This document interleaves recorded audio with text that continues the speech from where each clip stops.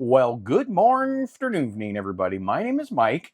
That's in case you didn't know, at FilmBoy24, and thanks so much for choosing this video. I hope that you enjoy it. I'm back at it again. I had a tiny little hiatus of about a week and a half. I had a lot going on. I was a little busy, but I'm ready to go again. I had so much fun during the first go around of my unbox, shoot, process showcase that I decided I want to try to make it an entree, a regular course in my menu here at FilmBoy24. If you're new to this channel, I just love analog, namely movie film, but anything analog, 80s, that kind of is my vibe. So look around. You're bound to find a cool, goofy, albeit goofy, video amongst my 300 plus videos. Also, thank you so much to all of you who subscribe to this channel. We just hit peaked up and over 6,000 subscribers, so I truly appreciate it. That happened yesterday, and I could not be more thankful. And thank you especially to all of my beautiful members. If you decide you want to be a member, if you're on a phone, you need to click the link in the description. If you're not on a phone, if you're on a computer, then you can just hit the join button right underneath. I would really appreciate it. Anyway, we're back at it. We're going to unbox this roll, really old roll of Kodachrome, and we're going to shoot it, and we're going to process it, and I'm hopefully going to be able to show it to you next.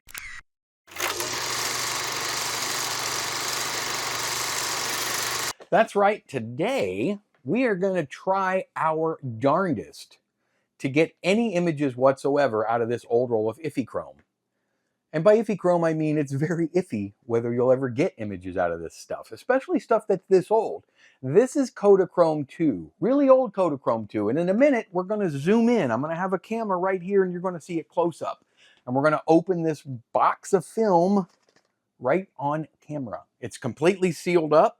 It has a process before date of July 1964.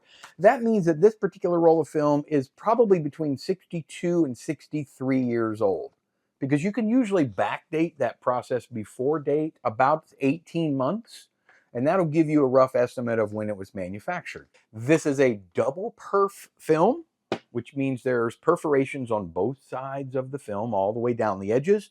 And I've decided that we're going to shoot it in this beauty right here. I've shot lots of Kodachrome over the years. I've even shot Kodachrome in the recent years where you have to process it as black and white. And that's what we have to do with this one, because the color process is long gone and it's a very difficult process. And there's only one human being on this planet that I know of that's currently working on a process for Kodachrome in color. So best of luck. This is what what I've chosen to shoot that roll of film in. Woohoo! It's my Keystone Model A-7 16mm roll camera. It takes roll film, I should say. Now, full disclosure, I have never shot a roll of film in this camera. Now, in my defense, I've only had it for less than a year. I picked it up at a local flea market for $10. It's an A7, and typically in the Keystone models anyway, the number denotes the number of filming speeds that the camera has. Now, it gets a little bit different as you go higher and higher. I don't think the A12 Criterion Edition has 12 speeds. I could be wrong, though, because I don't have one. I'd like to get one day. This particular model does have 7 different filming speeds. 8, 16, 24, I think 32, 40, 48, and 64. Whew! I decided that I'm going to shoot this roll of film at 16 frames per second. That's what it was really meant to be shot at in the home video market, home filmmaking market originally, so that's what we're going to stick to. This particular camera was manufactured in the late 30s, early 40s. So we're like 88, 89 years old, this camera, 80, I don't know, in the 80s, a lot older than me. Has this cool little plate that screws onto the bottom that we can just stand it right up. Otherwise, it would teeter right over. So like I say, I'm going to shoot at 16 frames per second. That's the way this film was originally intended for in the amateur market. It does have the 1-inch Wallensack, I call it, or Wallensic lens, the original lens, one of the two that came on these cameras. It's a relatively slow lens.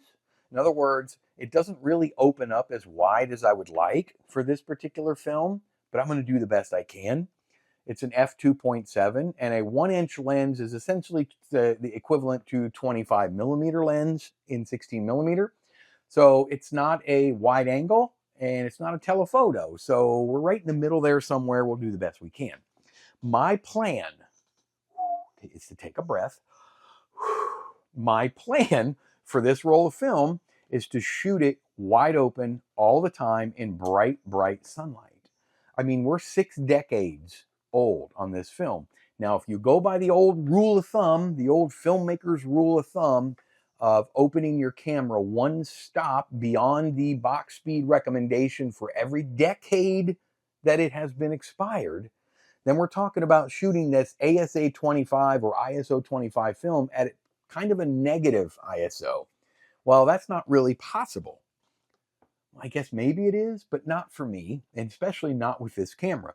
So the best that I'm going to be able to do is open this lens as wide as it will go, which is f2.7, and let's shoot it in bright, bright, bright daylight. That's what we're going to do. But before we do that, we're going to unbox this brand spanking new roll of film. We're going to talk about it a little bit. I'm going to put a camera up here. We're going to get in close, and you're going to see it, and that's coming up right now. All right, guys, here it is, our close-up. Yay! Kodachrome II. Now, full disclosure. What happened? Well, I filmed this close-up just a second ago. The entire thing, I completely unboxed the film, cut it open, everything, and I never turned this camera on. So, my mistake, but luckily, we had 2 of the identical same or exact same cartridges or rolls of film. So this one's identical, so we're going to use this one. We're going to discard the other one. This one's exactly the same. So what we have is Kodachrome II color movie film. Now, I want you to check out this price. $8.45. Imagine that today for color 16 millimeter movie film. This comes from Harold Meyer Drugs. Now, Harold Meyer Drugs, if you're not familiar, which you're probably not, was definitely around in the 40s. I don't know how beyond that, but I'm going to show you a quick newspaper clipping, an ad that I found online. This is from the Tacoma newspaper, Tacoma, Washington. Isn't that cool? Harold Meyer Drugs. Anyway, here's the front of the box. We're going to go around it and show you. There's the edge, and as you can see, completely sealed. See that? Still sealed. Another edge, completely sealed, right there. And the final edge, just like we talked about earlier, it's the same roll of film, exactly the same. July 1964 is the process before date that puts this probably manufactured in late 1962. That's my guess. There's our emulsion numbers. And there's the back. You can freeze frame that if you would like. Take a quick read. And we're going to tear this open. This is the top, right? Yes. So I have my X-Acto razor knife. And let's get to this. Let's cut this right open. And we're going to do something that I don't highly recommend yet you do, is we're going to break this open. We're going to see what kind of paperwork we got in here. And I've opened a lot of these in my day. So here's our metal case. I love these cases. And this one, there's no rust on it. A lot of times you'll open these and there's tons of rust on them, especially when they're this old. So what we're going to do in just a second, I'm going to show you the paperwork, but we're actually going to open this up. There should be a band, a paper band around the film protecting it. So we're going to open this. Actually, let's do that right now. We're probably going to get some dust all over the desk. Yes, that tape, that is really old 62, 63-year-old tape. So we have tape residue. Let's take a peek inside. Again, I don't recommend you do this in bright daylight. I'm doing it just because I want to show you. So here's the band that is an extra protection layer to not expose the outer layer of your film. And you would put this band back on when you were done shooting your film. You'd fill it out right there, just so they knew whose roll of film and whatnot was on here to send it back. I am not going to take this band off, but directly underneath it is your light sensitive film. Put that back on. Now let's take a peek at this paperwork. Now, if you'd like, this came with every roll of Kodachrome. Actually, paperwork usually came with every roll of film. It just gives you information pertinent to that roll of film. So I'm going to lay it out flat. If you want to freeze frame and read, please feel free. We'll show the back as well. Some super important information. There it is. Eastman Kodak Company, Rochester, 4, New York. Hey, and we can get a free publication, Kodak Movie News. Let's send it in and see what happens. Don't know if I'd get my free publication or not. There we have it. That's our roll of film. We are going to try to shoot this. We're going to try to shoot it wide open, like I said earlier. I'm going to process it. We're going to go through all the motions and see if we can get anything from it. Let's take it back to mine. Well, there you have it. There's our close-up. Let me move my sharp instrument out of the way. Like I mentioned in the close-up, it's so aggravating. It happens, I know. I mean, during the filming, the first initial opening of the video, this light went out too. So I had to cut that and start over. So you never know what's going to happen when you're filming videos. So this is the roll we just opened in our close-up. This is the roll I showed you at the beginning of the video. Now, the rolls are absolutely identical. Our original roll, the emulsion number 7265711, 7265711. They come from the exact same batch. I got them together. I bought these, by the way, on eBay sometime 2 or 3 years ago. They've been stored not in the freezer here at my house, but in my climate-controlled home, about 70 degrees Fahrenheit, in my film closet back there. So we're going to hope for the best. And the next time that you folks see me, I'll probably maybe even have a haircut. I don't know what's going on. It might be a few days, but it'll be instantaneous for you. But the next time you see me, I will be using this camera and shooting this roll of film that we opened during our close-up. And that's coming up right now.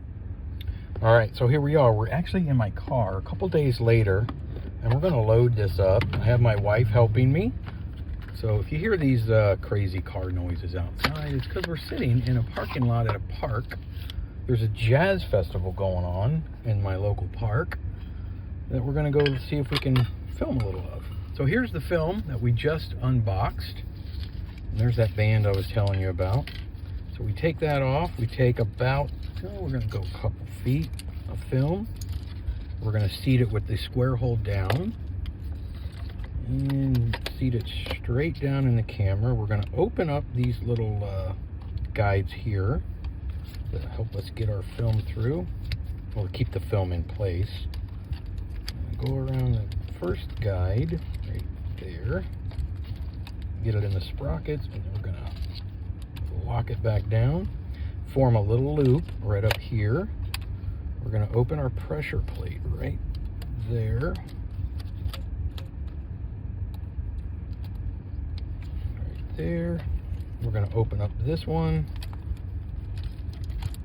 put it in there, lock it back in, and now we take our take-up reel here, square hole down, and we're going to feed the end of the film in, roll it up, move our little counter or little arm out of the way here, seat the take-up reel, let go.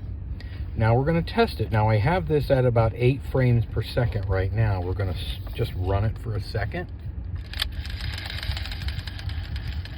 Ooh. I mean, it seems to be running properly. The bottom loop could probably come down one more sprocket.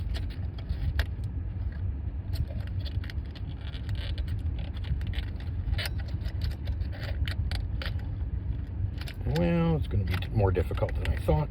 I think we're going to be just fine. We just need to make sure that's completely locked in. And we got to crank it back up. But I think we're good. Let's go film.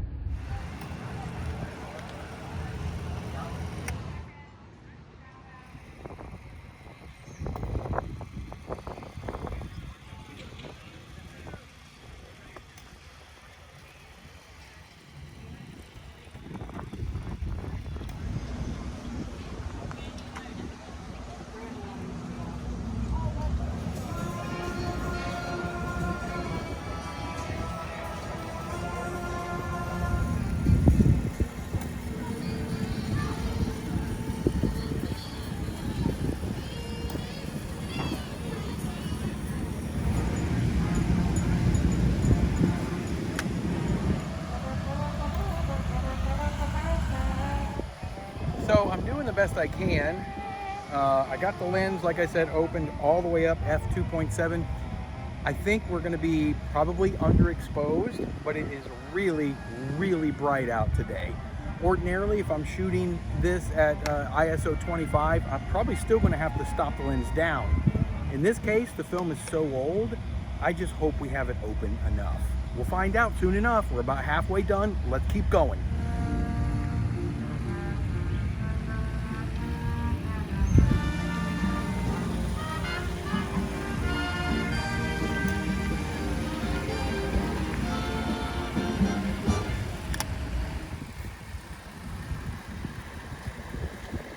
Hi, beautiful. Hi. All right, well, our counter's at empty, or at least very close. Roll film is very difficult to tell if it's completely shot, so we'll have to get back to the car. I'll probably blast off a little bit, the rest at the sky, and we'll see what happens. And we'll go from there. The motorcycle going by, police. That's it. So the next time you see me, we'll hopefully have some answers. Oh, and some answers shall we have. We got some answers. We got some answers. I hope you enjoyed my little walk around film. My wife was filming me, as I mentioned. Before I show you the film, because it's been processed, it's been scanned and dried and all the good things, before I show you the film, which is coming up shortly, I want to remind everybody about our after party. If you want to kind of keep this Filmboy 24 party going after YouTube, it's free, it's fun. Grab a cup of coffee, jump on Facebook, the Filmboy 24 community. It's a relatively new forum on Facebook. We already have over 75 beautifully wonderful members. It's a place to showcase any and all of your analog work or talk about analog stuff or film stuff or movie stuff. It's pretty wide open as long as you do it peacefully. You know, don't interject all of your politics and whatnot. This is just a fun place to hang out after YouTube. So jump on there. It's free. I'll leave a link to it right down there in the description. Now, answers. You wanted answers, I have answers. And I have to tell you, I'm a little bit giddy about what we got out of Kodachrome II. I don't know if you've followed me for any length of time, but if you have, well, you know that I don't really care a whole lot for Kodachrome II. I guess I probably would have in the 60s and 70s, but now it's very difficult to get images from. So, like I said earlier, I use this camera right here. It's the Keystone A-7 16mm camera. It'll hold up to 100 feet of film at a time on these daylight. This is not a daylight spool, but on daylight spools. I had to shoot wide open. This little lens right here will only open up to f2.7. Very old film. This is 63 years old. I have completely verified that via Edge Code. It is 63 years old. And I gotta tell you, I know I've said it, I'm really excited to show you the film. One thing really quick before I show it to you, this lens, I had, like I said, to open it all the way up. It's a fixed focus lens, so you don't focus it at all. And at its widest distance, when I'm trying to film things that are far away, as most of you probably know, when you have your aperture wide open, you can expect relatively soft images unless you're using a $4,000 lens. Well, when you're using a $4 lens in a 90-year-old camera, you're going to see a lot of the wide shots are pretty out of focus. Let's ignore that. Let's just enjoy the beauty and the quality that is 63-year-old Kodachrome. I processed it for 3 minutes in HC110B formula at 67 degrees Fahrenheit. Took quite a while to get all of the remjet off of it because that stuff gets nasty, especially on this old stuff. But without too much more, we'll talk about it in a second. Here's the film.